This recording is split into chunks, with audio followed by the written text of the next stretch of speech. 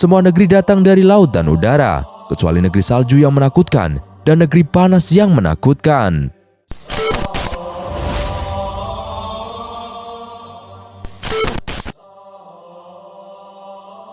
Assalamualaikum warahmatullahi wabarakatuh. Sahabat beriman yang dirahmati Allah Subhanahu wa Ta'ala. Sebelum lanjut ke videonya, jangan lupa untuk like, subscribe, dan tekan tombol notifikasinya. Selain dari Al-Quran, kita sebagai umat Islam wajib menjadikan hadis sebagai tuntunan. Di dalam hadis Rasulullah SAW banyak mencontohkan bagaimana caranya menjadi manusia yang benar. Dan sampai saat ini, kita telah banyak mendengar hadis-hadis, baik itu bersifat sahih, hasan, dhaif, ataupun maudhu. Tapi ada hal yang perlu diketahui. Faktanya, ada ribuan hadis yang telah kita dengar hari ini. Ternyata ada beberapa hadis yang memang sengaja disembunyikan. Dan segala sesuatu yang sengaja disembunyikan memanglah akan memancing penasaran bagi kita sebagai manusia. Dan kali ini kita akan membahas apakah isi dari hadis tersebut dan kenapa hadis itu disembunyikan oleh para sahabat. Abu Hurairah, namanya sering kita dengar di akhiran bunyi hadis. Beliau adalah salah seorang sahabat Nabi SAW yang paling banyak merawai hadis. Dari ribuan hadis yang ada sekarang, ternyata ada beberapa hadis yang masih dirahasiakan. Malahan itu tidak boleh diketahui oleh umat manusia. Mengenai hadis misterius ini, Abu Hurairah pernah berkata, "Aku menghafal dari Nabi 2 bejana ilmu. Untuk 1 bejana sudah aku sampaikan kepada kalian. Untuk bejana yang kedua, andai aku sampaikan kepada kalian, maka kepalaku akan dipenggal." Hadis ini berisi tentang sabda Nabi Muhammad SAW yang mengisahkan tentang masa depan dunia. Dan diyakini bahwa seorang peramal terkenal yang bernama Nostradamus telah mencontek sebagian dari hadis ini. Makanya Nostradamus ini punya ramalan-ramalan masa depan yang terbukti benar-benar terjadi. Kini manuskrip yang diduga merupakan kumpulan hadis misterius yang dihimpun oleh Abu Hurairah itu hingga hari ini masih tersimpan di Turki. Manuskrip kuno yang berisi perkataan Nabi SAW itu ditulis ulang oleh para peneliti dan memberi judul Salam Harb fi Akhir Zaman Arab. Di dalam manuskrip misterius tersebut dikisahkan pada suatu hari ketika habis sholat Isya, Nabi SAW memberikan pengajian kepada para sahabatnya. Tapi kala itu isi pengajiannya tak seperti biasanya. Kali ini Nabi SAW mengisahkan kejadian-kejadian penting yang akan terjadi di masa mendatang sampai hari kiamat. Nabi SAW bersabda, "Tak ada seorang pemimpin pun di masa mendatang yang memimpin 300 orang atau lebih diberitahukan nama dan ciri-cirinya kepadaku." Kemudian salah seorang sahabat berkata, "Kami malam itu berkompetisi adu hafalan tentang nubuah Nabi malam itu. Kami tak sanggup menghafal semua nama-nama itu." Jadi di malam itu, Nabi SAW menceritakan kepada para sahabat tentang peristiwa apa saja yang akan terjadi di masa depan. Kemudian baginda Nabi juga menyebut beberapa tokoh yang akan memimpin dunia di masa depan. Para sahabat masih merasa enteng ketika menghafal nama-nama Arab seperti Anwar Sadat, Saddam Hussein, Nasir, atau Gamal Abdul Nasir dan lain-lain, atau menghafal nama lokasi seperti Mesir, negeri Isra Miraj, atau Palestina, Israel, Bani Israel, dan lain-lain. Namun ketika Nabi Muhammad SAW menyebutkan nama-nama tokoh yang non-Arab, para sahabat mengalami kesulitan untuk menghafalnya. Waktu itu, Nabi SAW menyebutkan Jerman atau Arus atau Rusia dan lain sebagainya. Abu Hurairah mengatakan, sabda Nabi SAW yang berkaitan dengan akhir zaman itu memang sengaja disembunyikan secara rapat karena hal tersebut ditakutkan akan menimbulkan fitnah dan perpecahan dalam kehidupan manusia. Secara jelas juga, Nabi SAW telah menyebutkan beberapa nama, tokoh, tempat hingga alasan peperangan itu bisa terjadi sebagai gambaran dari masa akhir zaman. Dalam manuskrip itu juga dikatakan, jika perang akhir zaman adalah perang yang akan terjadi setelah 2 perang besar sebelumnya, sedangkan perang besar kedua yang akan terjadi di dunia akan diserukan oleh seorang laki-laki yang disebutkan bernama Al-Hir.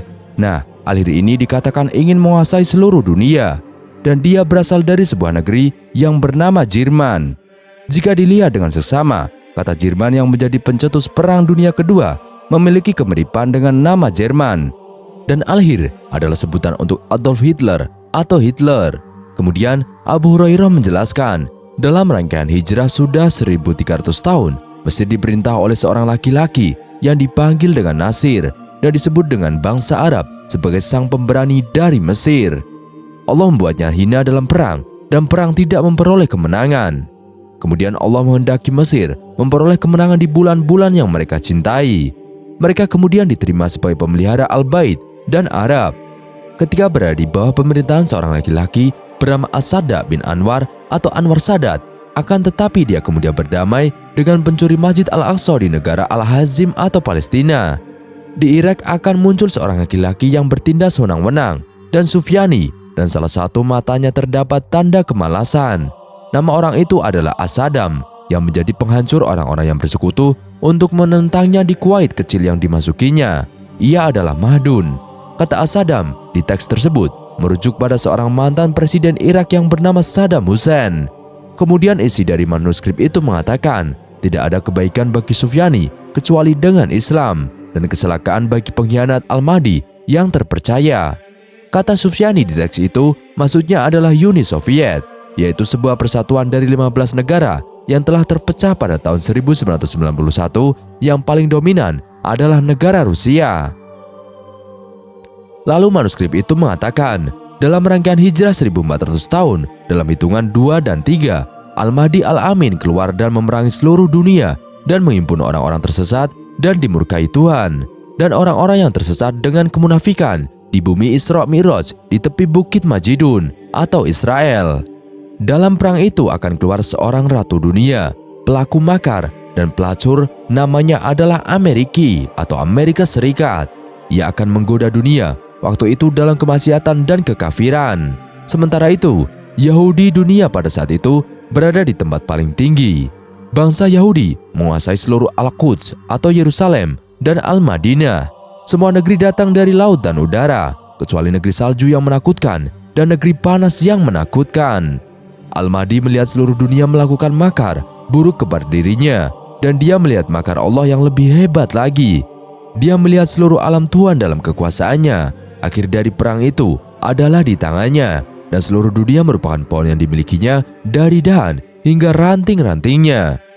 Di tanah Isra Mi'raj terjadi perang dunia, yang di situ Imam Mahdi memberi peringatan kepada orang-orang kafir. Bila mereka tidak mau keluar dari Palestina, maka kemudian orang-orang kafir dunia berkumpul untuk memerangi Al-Mahdi dalam pasukan sangat besar yang belum pernah dilihat sebelumnya.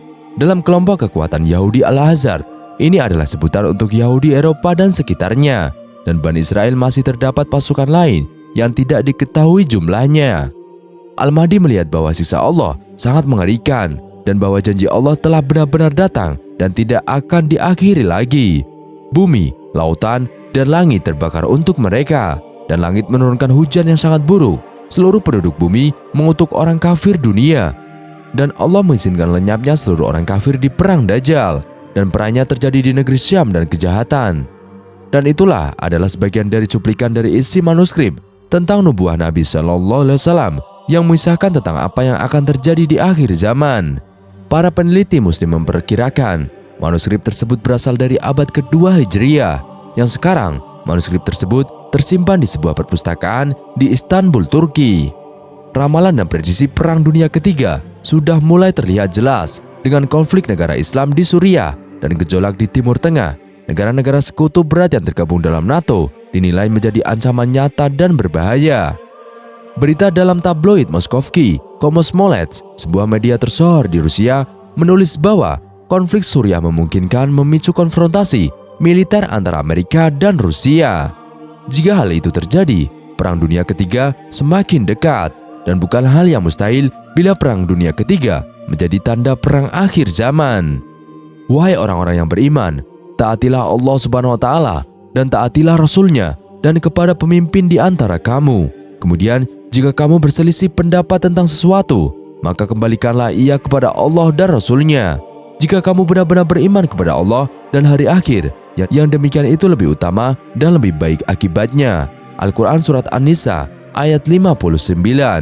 Jadi itulah misteri hadis yang disembunyikan oleh para sahabat. Wallahu a'lam bishawab.